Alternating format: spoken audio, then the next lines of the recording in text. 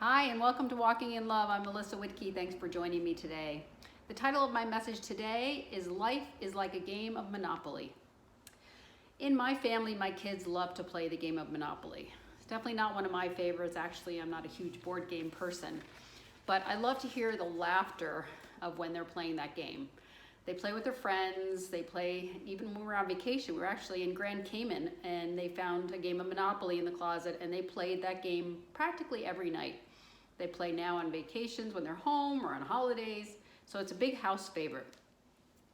In the game of Monopoly, obviously everyone's trying to compete with each other. Everyone's trying to get the most number of houses and hotels, and in the end, there's one winner and a bunch of not so happy losers.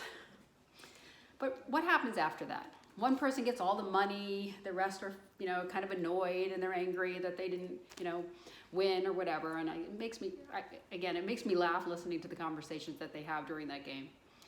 But in the end, what happens?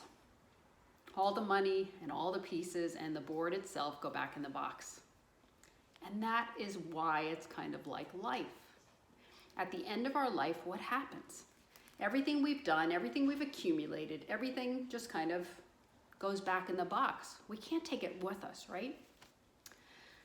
I was reading a parable in the Gospel of Mark, chapter 12. And it's the parable that Jesus talked about of the vineyard.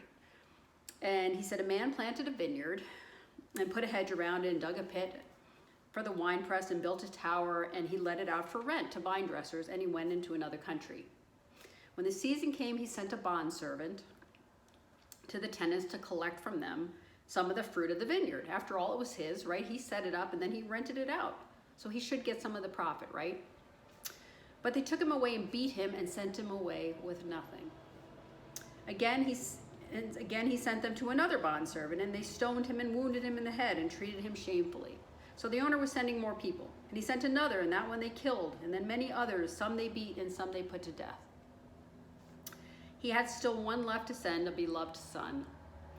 Last of all, he sent him to them, saying, they will respect my son. But the tenants said to one another, he's the heir, come on, let us put him to death, and then the inheritance will be ours. They took him and killed him and threw his body outside the vineyard. Now what will the owner of the vineyard do? He will come and destroy the tenants and give the vineyard to others. So what are we saying here? Obviously, this is a story of God sending first his prophets and finally his son to us, right? That's really what this parable is about. But I want you to look at another aspect of it. God is the owner.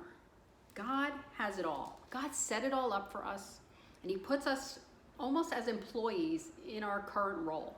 Again, it's temporary. We're here for only a short time, and we're here to do God's will on earth.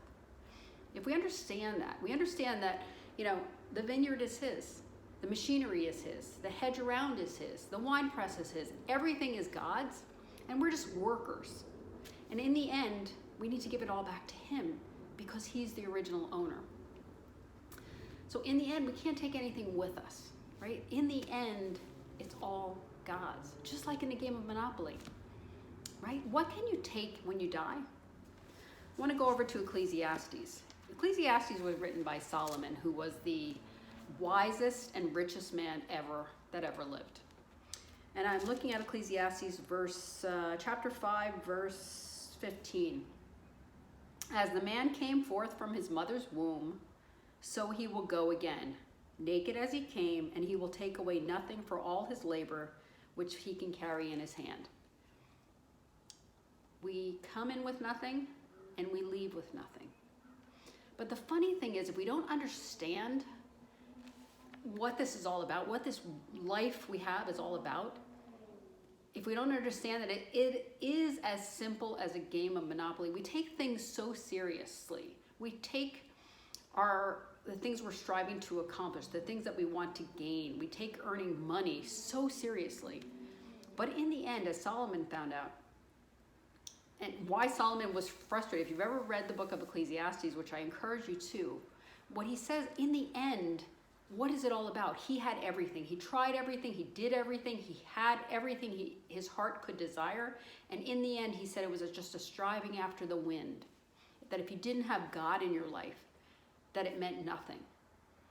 And And he had it all, right? He experienced it all. He tried it all. He wanted to understand and maximize life, to really see in its fullest what it could mean. And in the end, he basically said it was meaningless. It was just a striving after the wind. Why? Because he couldn't take anything with him. Why? Because it meant nothing without God.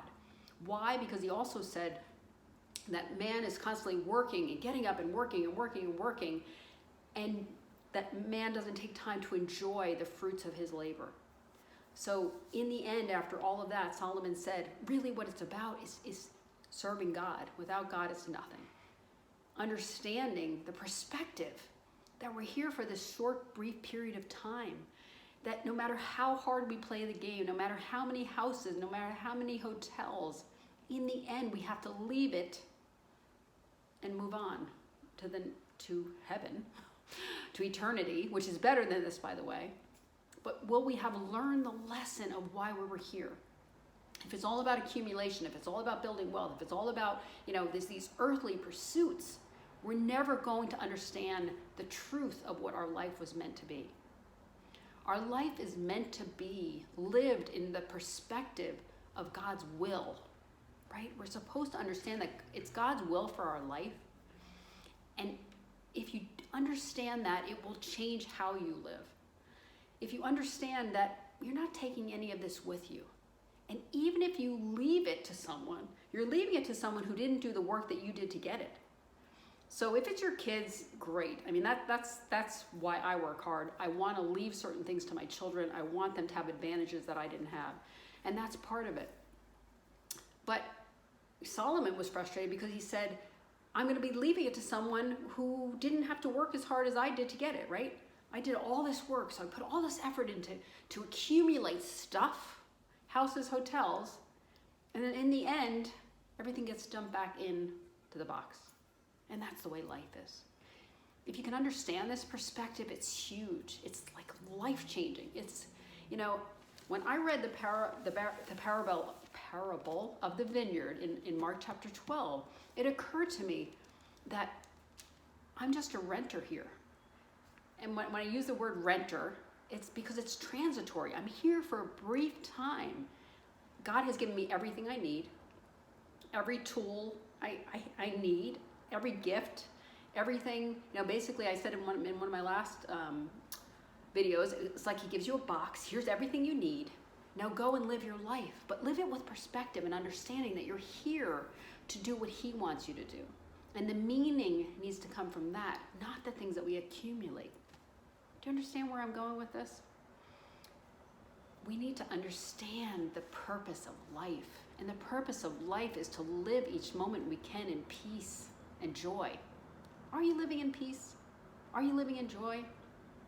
Have you noticed throughout the Bible what it talks about, what Jesus especially talked about?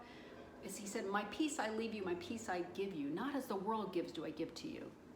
Jesus tells us to not worry, to not fear, right? To not live in tribulation, that things are going to happen, but he asks us not to live there. Why? Because Jesus didn't want us to miss one moment of the happiness and peace and joy that's available to us.